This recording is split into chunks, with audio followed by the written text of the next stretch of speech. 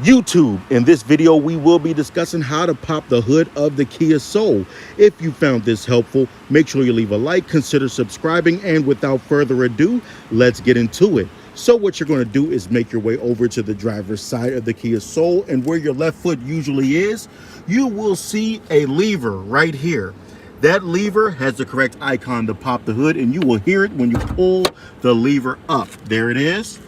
And we're going to make our way to the front of the Kia Soul. And on the hood, you see it right there in the middle.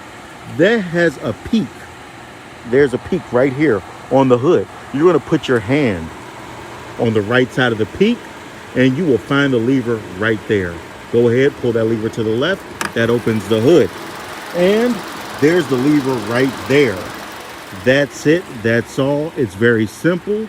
And if this video helped you, make sure you leave a like, consider subscribing to help us get to 1,000 subscribers, and I will catch you on the next one.